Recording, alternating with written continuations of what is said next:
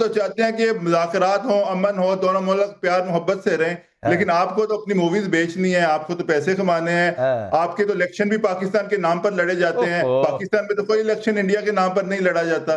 तो आप तो बातें कीजिए, लेकिन मेरी आपको ये रिक्वेस्ट है कि अमन की बात किया करें।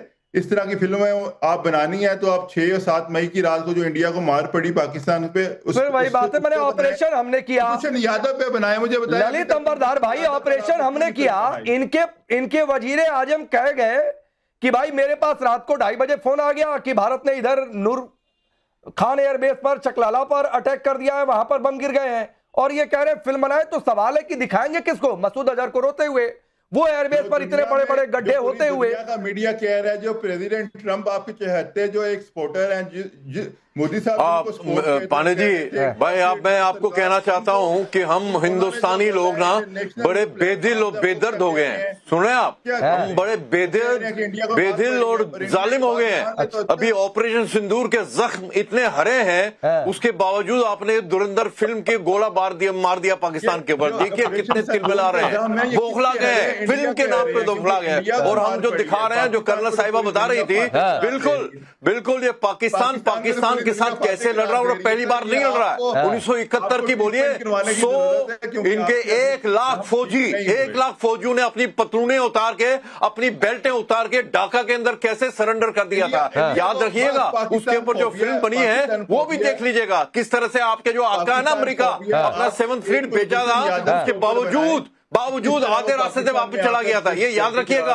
और दूसरा, अभी जो कुछ होने वाला है आपके यहाँ पे, आपका जो बलोचिस्तान, आपका जो सिंध है, आपका जो पंजाब का भी हिस्सा है, आपका तो पख्तूनिस्तान है, सारा अलग हो जाएगा। उसके ऊपर भी हम फिल्में बनाएंगे। और आप जैसे लोगों के लिए, जो कराची में आपने मुहाजिरों के साथ किया, जिन्होंने पाकिस्तान बनाया, हिंदुस्तान के मुसलमान, यूपी और बिहार के मुसलमान, महाराष्ट्र के मुसलमान जो पाकिस्तान गए थे, आज तक आप उनको मुहाजिर बोलते हैं। क्या उनके कौमी एमक्यूएम पीपीपी और पख्तून क्या लड़ते नहीं थे कराची में? क्या कराची की मेन सड़कों के बंकर नहीं लगे रहते थे? क्या आपने दाऊद को वहां पे बैठने के लिए इजाजत जब दी थी? दाऊद ने जब वहां पे कब्जा जमाना शुरू कर दिया था, क्या आपके वहां के जो गैंगस्टर थे उनसे लड़ा नहीं था? और आप सुनिए, आपने जो किरदार किया ना इलियास कश्मीरी का, इलियास कश्मीरी ब्रिगेड 313 का ब्रिगेड कमांडर था, उसामा बिन लादेन का दूसरे नंबर का माना जाता था। वो हिंदुस्तान के अंदर एलओसी पास करके हमारे फौजियों के सर काट के ले जाता था पाकिस्तान। अच्छा, मैं आगे बढ़ूं ललित भाई, आपको भी रोकता हूं। मैं जरा मुफ्ती खान पर जाऊं, फिर उसके बाद इश्का और उजमा करदर आपके पास आ रहा हूं। मुफ्ती खान भाई, इसमें एक किरदार जिसकी सबसे ज्यादा चर्चा हो रही है, अक्षय खन्ना ने जिसका रोल प्ले किया है, रहमान डकैत का। फिल्म में कहा गया ये शेरे बलूच का भी इस्तेमाल किया। अच्छा, शेरे बलूच इस्तेमाल भी हुआ, और रहमान किस तरीके से आईएसआई के हाथों में कठपुतली बन गया, और आर्म्स किस तरीके से अफगानिस्तान से लाए गए, और फिर की हमारी पोल पट्टी न खुले। लेकिन आगे किसको किया? 26/11 में अजमल कसाब को, जिस अजमल कसाब के घर तक पाकिस्तान का ही एक न्यूज चैनल पहुंच गया। जी देखें, ये जो पाकिस्तान जो ड्रामा अंग्रेज छोड़ के गए हैं, ये अंग्रेजों का ड्रामा जो नाकाम ड्रामा है पाकिस्तान। ये कराची में लियारी जो है वो गढ़ होता था सियासत का। हम बलोच लोग हैं, कराची की स्ट्रीट पावर हमारे हाथ में थी। फिर ये जिन्ना मरदूद आ गए, ब्रिटिश एजेंट, ये ब्रिटिश एजेंट था, इसके ऊपर मूवी बनानी चाहिए। इसने आके, आपको मालूम है, सुअर खाता था, वाइन पीता था। फिर यहां तक कि अयूब खान ने कहा, देखे हमने नहीं कहा, इनका ही सबसे पहले फील्ड मार्शल ने कहा कि वो अपने बहन के साथ इश्क में था, और इस किस्म का आदमी था जिन्ना। और सबसे पहले उसने क्या काम किया, एक सेठ था मारवाड़ी, सेठ शिव रतन मोहाटा, उनके पैलेस पे कब्जा कर लिया बगैर पैसे के, और उसी पैलेस में उनकी बहन फातिमा जिन्ना को अयूब खान ने गला घोंट के 9 जुलाई 1967 को मारा। हमें पाकिस्तान का अंदर बाहर हर चीज का पता है। ये एक क्रिमिनल एंटरप्राइज है जो बर्तानिया छोड़ के गया है, जिसको आज CIA चला रहा है, पूरे खित्ते में के लिए ये वबाल है। हमारे इलाके में वॉर क्राइम्स कर रहा है, बलूचिस्तान में, अफगानिस्तान पे बमबारी कर रहा है, कश्मीर में आके ये टेररिज्म करते हैं। मैं आपसे अर्ज करूं, आप अगर रिपोर्ट देखें, बाबा जी को बोले हत्या के आराम करें, अलिफ से बे कोको, इनको कुछ पता नहीं क्या हो रहा है, पता नहीं कौन सी ये झूठ की कहानियां जो है सारी दुनिया को सुना रहे हैं। इनको तो समझ ही नहीं आ रही कि ये बात क्या कर रहे हैं।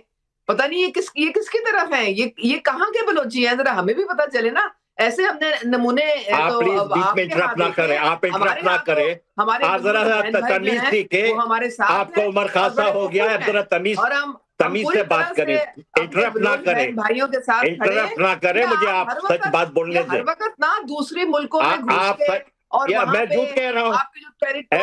शुजा नवाज की किताब में नहीं लिखा, शुजा नवाज की किताब में नहीं लिखा हुआ, शुजा नवाज की किताब में लिखा है या नहीं लिखा है? ये सिर्फ आप बॉलीवुड में कर सकते हैं। ये बॉलीवुड ही है जो आप लोगों को खुश रखता है, क्योंकि आप हकीकत में तो अच्छा मैडम उजमा करदार जी, मैं आता हूँ मुफ्ती खान आपके पास। उजमा करदार, उजमा जी सुनिए, आप कह रही है बॉलीवुड हमें खुश रखता है। 1971 में बांग्लादेश बना तो किसने खुश किया हिंदुस्तान को? मैं आपसे कहता हूं 1971 में बांग्लादेश बना, इस ग्लोब पर एक नया मुल्क आ गया, तो किसने खुश किया हिंदुस्तान को? 92,000 मोर देन 92,000 सोल्जर्स ने पाकिस्तान के सरेंडर कर दिया। किसने खुश किया हिंदुस्तान को? 1965 की जंग में लाहौर तक पहुंच गए भारतीय सैनिक, किसने खुश किया? ये तो तारीखी है। जो मुफ्ती भानी के साथ मिली थी, ये सारी साजिश जो है, किसने खुश किया? कौन किसके साथ मिला था छोड़ दीजिए, पहले मैं कह रहा हूं किसने किसको खुश किया? भारतीय सेना ने हिंदुस्तान को खुश किया, पाकिस्तान के 2 टुकड़े करके। आपने उनकी 92,000 सैनिकों की पतलूने उतरवाकर भारतीय सेना ने करोड़ों भारतीयों को खुश किया। आपका किया धरा, सब आपका किया धरा था। आपकी 2.5 लाख फौज क्या कर रही थी वहां पे? आप लोगों ने ये पूरी प्लानिंग के साथ जो है ये अटैक किया था। प्लानिंग के साथ किया था, किया ही था।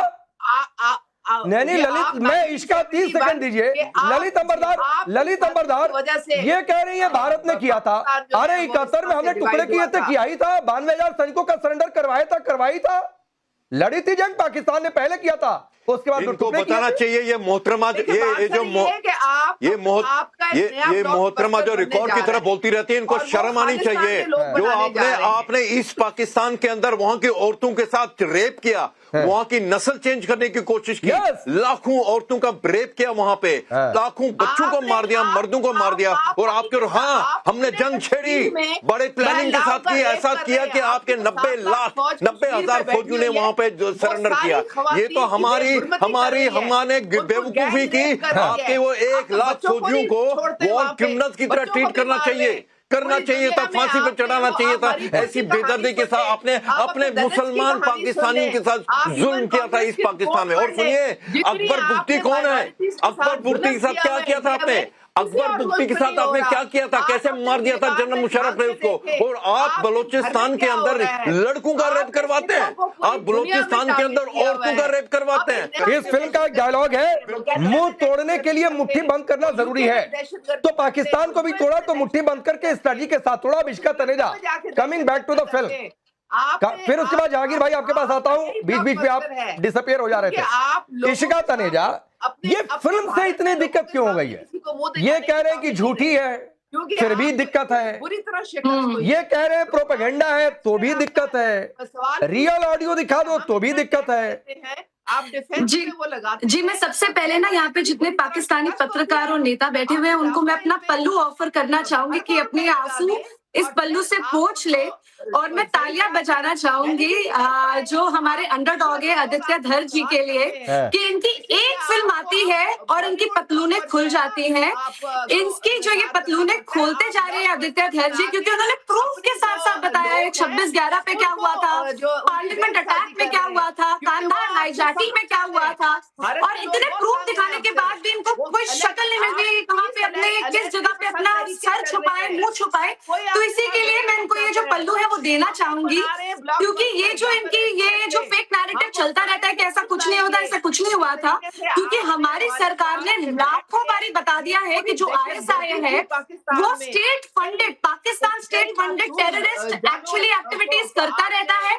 इनको ये बोलना चाह रही हूँ ताकि दुनिया कि को जितने पता भी यहाँ पे नेता हैं, जितने भी पाकिस्तानी पत्रकार बैठे हैं, उनको मैं अपना पल्लू ऑफर करना चाहूंगी कि ये अपने जो आंसू है वो पोंछ ले, क्योंकि जो आदित्य धर जी की ये जो फिल्म है, एक अंडरडॉग आता है और वो इनकी पतलूने खोल जाता है। मैडम नॉन स्टॉप बोलती जा रही है क्योंकि इनमें हिम्मत नहीं है सच सुनने की। वहाँ पे एक सच प्रूफ दिखाए जाते हैं, 26/11 का प्रूफ दिखाया जाता है, पार्लियामेंट अटैक का प्रूफ दिखाया जाता है, प्रॉपर कांधार हाईजैकिंग के प्रूफ दिखाए जाते हैं, लेकिन इनसे ये डाइजेस्ट नहीं होता है कि प्रूफ कैसे लोगों को पता लग जाए। तो ये हमारी बोलती तो बंद कर नहीं सकते हैं, जैसे कि अभी बोलते जा रहे हैं तो ये फिल्में बैन करा देते हैं।